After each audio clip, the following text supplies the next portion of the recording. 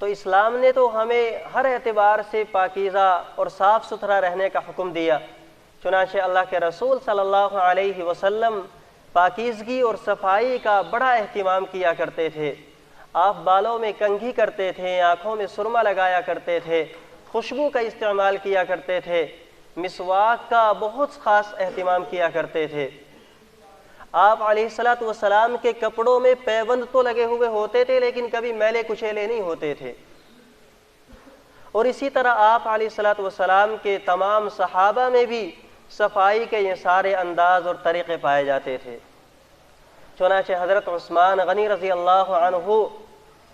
ان کے بارے میں ہے کہ جب سے اسلام قبول کیا تو روزانہ ایک بار غسل کیا کرتے تھے۔ اسی طرح حضرت خبیب رضی اللہ عنہ کو جب قید کر لیا گیا اور مشرکین نے انہیں قتل کرنا چاہا تو انہوں نے صفائی کے لیے آخری وقت میں بھی اس طرح طلب کیا۔ اور حضرت ابو سعید خدری رضی اللہ عنہ کی وفات کا جب وقت قریب آیا تو انہوں نے نئے کپڑے منگا کر پہنے اور کہا کہ رسول اللہ صلی اللہ علیہ وسلم کو میں نے یہ فرماتے ہوئے سنا ہے کہ جو آدمی جس لباس میں انتقال کرے گا تو اس کا حشر بھی اسی لباس میں ہوگا۔ تو میں چاہتا ہوں کہ اللہ تعالیٰ کے یہاں جو میری پیشی ہو، اللہ تعالیٰ کے یہاں جب میں حاضر ہوں تو اچھے لباس میں اور پاکیزہ صاف ستھرا بن کے جاؤں۔ اسی لیے ہمیں یہ تعلیم دی گئی ہے کہ ہم نماز کے لیے وضو کریں، اور جنابت اور انزال کی صورت میں غسل کا حکم دیا گیا ہے۔ جمعہ اور عیدین کے لیے غسل کرنا، خوشبو لگانا اور اچھے کپڑے پہننا یہ مستحب ہے۔ یہ سارے کے سارے حکم اس لیے دیے گئے ہیں تاکہ ہم اپنے آپ کو پاک صاف رکھیں۔ اور یقیناً اگر آپ اسلام کی تعلیمات کا جو صفائی اور پاکیزگی کے بارے میں اسلام نے ہمیں دی ہے، دوسرے مذاہب سے، کسی دوسرے دین سے اس کا مقابلہ اور موازنہ کریں گے تو یقیناً اندازہ ہو جائے گا کہ اسلام ہی پاکیزہ ترین مذہب ہے۔ کیونکہ آپ کو بعض مذاہب ایسے بھی مل جائیں گے کہ جن کی تعلیمات میں سے ایک تعلیم یہ ہے کہ جسم کے کسی بھی حصے سے بال نہیں کاٹے جائیں گے، حالانکہ جب بال کسی بھی حصے سے نہیں کاٹے جائیں گے تو آپ اندازہ کیجئے کہ صفائی کیسے حاصل ہوگی۔ اسی لیے ہمیں یہ تعلیمات دی گئی ہے کہ ہم اپنے بغل کے اور زیر ناف بال کو 40 دن سے پہلے صاف کریں، اور ناخنوں کو بھی اگر بڑھ جائے ان کو کاٹنے کا ہمیں حکم دیا گیا ہے کہ ہر جمعے کو یا 15 دن میں ناخنوں کو جمعے کے دن کاٹنا یہ مستحب ہے۔ تو ہر اعتبار سے ہمیں پاک صاف رہنے کا اللہ تعالیٰ نے اور اللہ کے رسول صلی اللہ علیہ وسلم نے حکم دیا ہے۔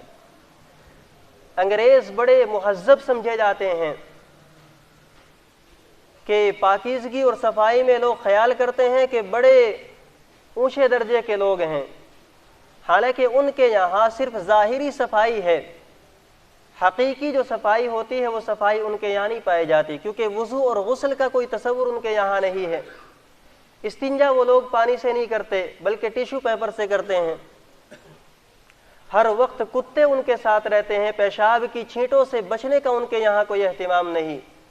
حالانکہ اللہ کے رسول صلی اللہ علیہ وسلم نے فرمایا استنزہوا من البول فإن عامۃ عذاب القبر منہ، کہ لوگوں پیشاب کے قطرات سے ان کی چھینٹوں سے بچو، کیونکہ عام طور پر جو عذاب قبر ہوتا ہے وہ پیشاب کی چھینٹوں سے نہ بچنے ہی کی وجہ سے ہوتا ہے۔ اور افسوس یہ ہے کہ آج کل مسلمانوں میں بھی کتا پالنے کا رواج چل پڑا ہے کہ لوگ بڑے شوق سے مہنگے مہنگے کتے خریدتے ہیں، حالانکہ اللہ کے رسول صلی اللہ علیہ وسلم فرماتے ہیں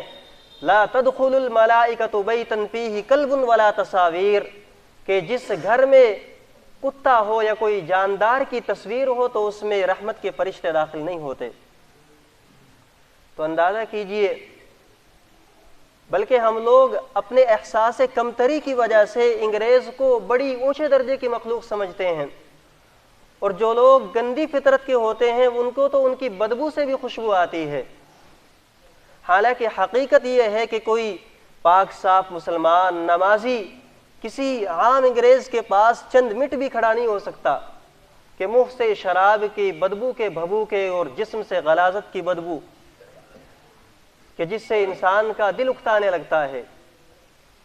गर्ज़े के किसी भी मज़हब को आप ले लें, किसी भी मज़हब की तालीमात को आप पढ़ें और फिर हज़रत सल्लल्लाहु अलैहि वसल्लम के इरशादात को आप देखें कि पाकी और सफाई के बारे में आपने क्या क्या हुक्म दिया, तो आप खुद इस बात का अंदाज़ा करेंगे कि आज इस गए गुज़रे दौर में भी मुसलमानों के अंदर अपने जिस्म की पाकीज़गी का सबसे ज़्यादा पासो लिहाज पाया जाता है। अगरचे बाज़ लोग गंदे रहते हैं, लेकिन इसका ये मतलब नहीं कि इस्लाम ने उन्हें गंदा रहने का हुक्म दिया है। ये उनकी अपनी खराबी है, ये उनकी अपनी कोताही है, लेकिन इस्लाम ने उन्हें इस चीज़ की इजाज़त नहीं दी। इसी तरह माहौल की और मुआशरे की सफाई, इस पर भी अल्लाह के रसूल सल्लल्लाहु अलैहि वसल्लम ने बड़ा ज़ोर दिया है। और आज मुसलमानों के अंदर सबसे ज़्यादा कमी इसी चीज़ की पाई जाती है कि माहौल को और मुआशरे को साफ़ सुथरा रखना पसंद नहीं करते, कि अपने जिस्म को तो पाक साफ कर लेते हैं, अपनी तो सफाई कर लेते हैं, अच्छे कपड़े पहन लेते हैं, लेकिन अपने गली कोचों की, अपने महल्लों की सफाई का कोई ख्याल नहीं रखा जाता।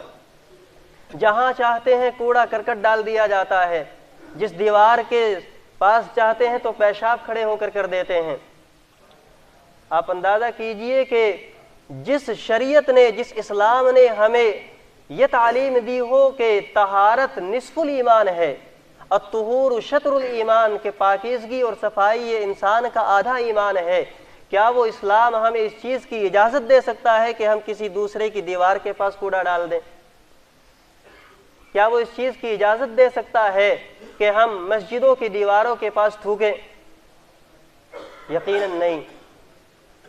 तो अंदाज़ा कीजिए, बल्कि इस मामले में यूरोप के लोग, बल्कि दूसरे मज़हब के लोग मुसलमानों से आगे हैं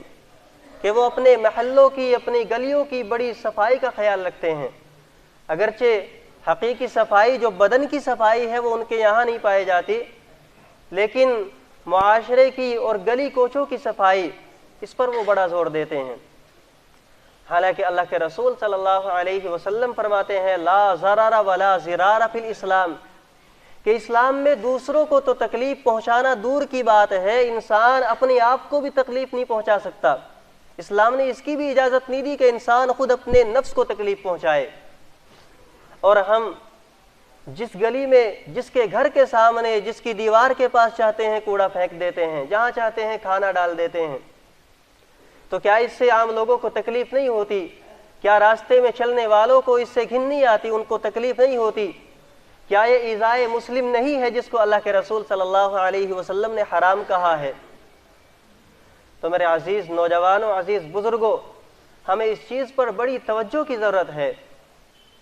कि वो अल्लाह के रसूल सल्लल्लाहु अलैहि वसल्लम जिसने पाकीज़गी का इतना ख्याल रखा हो, क्या वो हमारे लिए इस चीज़ को जायज़ करार दे सकते हैं कि हम खुद से अपने मुआशरे को गंदा करें? क्या ऐसी जगहों पर कूड़ा डालने वाले ये नहीं सोचते कि इससे हवा ख़राब होती है, लोगों की सेहत तबाह होती है, जो लोग रास्तों से गुजरते हैं उनकी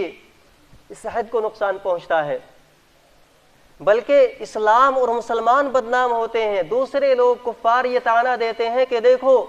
इस्लाम के और मुसलमानों के शहरों को, महल्लों को, इनके गली कोचों को देखो कि किस तरह गलाजत और नजासत के इश्तिहार बने हुए हैं। हालांकि इस्लाम ने हमें इस चीज़ की इजाज़त नहीं दी, यह हमारी अपनी कोताही है। तो हमें चाहिए कि ऐसी जगहों को, अपने रास्तों को, अपनी गली कोचों को, चौराहों को बिल्कुल पाक साफ रखें,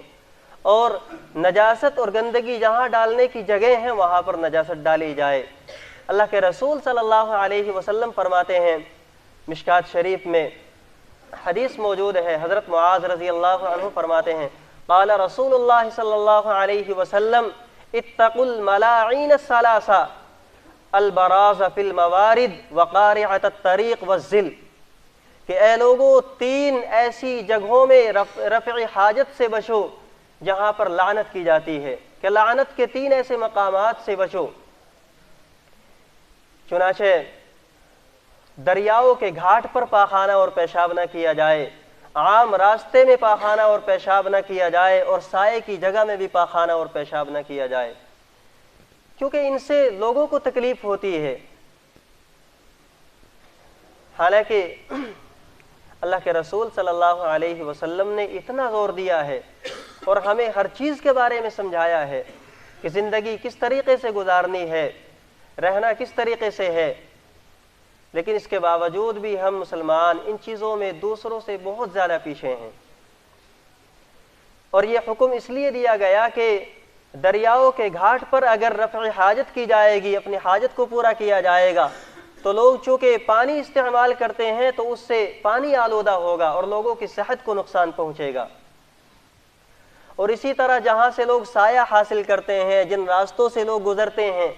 अगर उनमें गंदगी होगी तो चलने वालों को तकलीफ़ होगी, उस तकलीफ़ का गुनाह उनको मिलेगा। तो इसलिए हमें चाहिए कि हम ऐसी जगहों का ख़ास सफाई का ख्याल रखें। बल्कि इतना ही नहीं, अल्लाह के रसूल सल्लल्लाहु अलैहि वसल्लम ने तो ये फरमाया कि जानवरों को भी तकलीफ़ न पहुँचाई जाए। चुनांचे हज़रत अब्दुल्लाह इब्न अब्बास रज़ी अल्लाह अन्हुमा फरमाते हैं कि अल्लाह के रसूल सल्लल्लाहु अलैहि वसल्लम ने फरमाया, ला यबूलन्ना अहदुकुम फी जुहरिन, कि तुम में से हरगिज़ कोई आदमी किसी जानवर के सुराख में पेशाब न करे,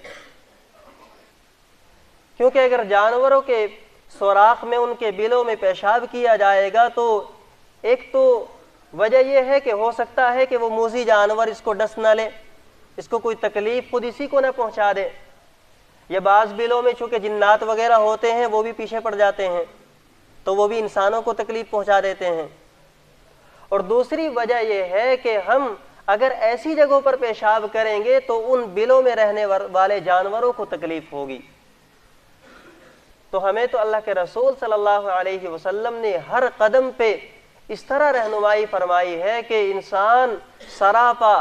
शुरू से आखिर तक अपनी ज़िंदगी को पाक साफ रखे और अपने माहौल को पाक साफ रखे। अल्लाह के रसूल सल्लल्लाहु अलैहि वसल्लम तो सफाई का इस कदर ख्याल रखते थे कभी कि बसा औकात अपने घर में खुद सफाई कर लेते थे। हालांकि आपके घर में इतनी सारी अज़वाज मुतहरात थी, इसके बावजूद खुद आप झाड़ू लगा लेते थे। और ये तो आपने सुना ही होगा कि अल्लाह के रसूल सल्लल्लाहु अलैहि वसल्लम जब हिजरत करके मक्कतुल मुकर्रमा से मदीनतुल मुनव्वरा पहुँचे तो आपने माहौल और मुआशरे की सफाई के लिए कुत्तों को मारने का हुक्म दिया,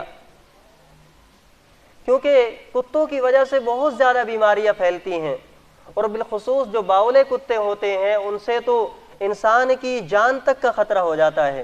कि इंसान की जान भी कभी कभी हलाकत का शिकार हो जाती है। इसलिए मुअज़्ज़ज़ बुज़ुर्गों और अज़ीज़ नौजवानों, आप सभी हज़रात से यही गुजारिश है कि हमें चाहिए कि हम अल्लाह ताला के अहकामात को और रसूलुल्लाह की तालीमात को अमल करने की नीयत से सुने और फिर अमल भी करें और अपने मुआशरे को और अपने समाज को बिल्कुल पाक और साफ रखें, ताकि जो लोग हमें ताना देते हैं हम उनका शिकार ना हो और लोग हमारे मुआशरे को देखकर हमसे मुतासिर हों और समझे कि देखो इस्लाम की तालीमात ये है कि इस्लाम इनको पाक साफ रहने की तालीम देता है।